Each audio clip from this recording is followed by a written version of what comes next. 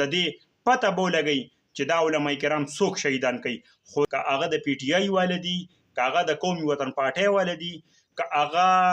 د پیپل پارټۍ والا دي، قاتلان به چې دی نو هغه به د عوامو ته مخې ته راولي او چې د کومې پارټۍ سره هم تعلق ساتي. السلام علیکم ګرانو کتونکو. کم په 18 جون باندې چې د شیخ الحدیث شهید رحمت الله علیه په یاد کې کم کانفرنس دی او په هغې کې به کم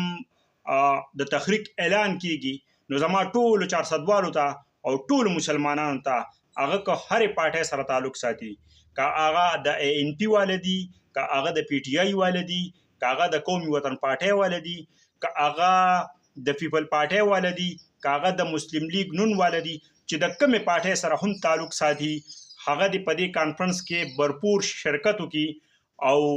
د دې تحریک د آغاز کولو نه مخکې یو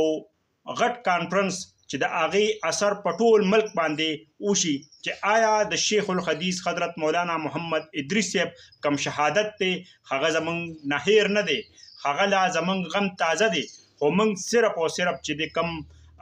دا غلی کیږو نو موږ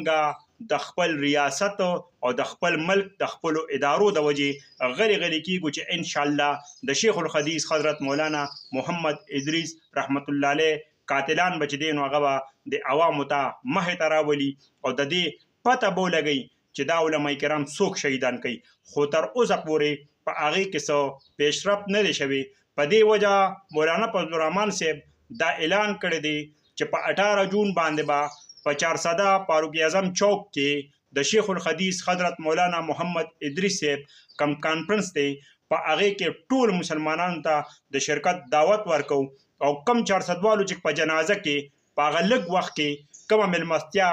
شیخ الحدیث حضرت مولانا محمد ادریس صاحب د میلمنو کړې وه، نو امید لرم چې همدغه شان به موږ 400 وال د دې کانفرنس چې کوم میلمانه دي د هغې دغه خدمت به هم کوو او انشاءالله د 400 د سرزمین نه به دا تحریک شروع کیږي او دا به په غون ملک کې خوړیږي، ځکه چې علما کرام ورځ تر ورځه شهیدان کیږي، تپوس یې نشته. خو که یو ټیک ټاکر یا یو ډم هغه چې دی نو لږ خراش کې پرې راشي نو میډیا بیا یو غوبل راغشتي او د هغه قاتل هغه په چند ګنټو کې ګرفتاریږي. خو د شیخ الحدیث حضرت مولانا محمد ادریس رحمت الله علیه قاتلان تر اوسه پورې آزاد ګرځي. د شیخ الحدیث حضرت مولانا محمد ادریس صاحب په دې کانفرنس کې به تاسو ټولو ته د شرکت اپیل دی. والسلام.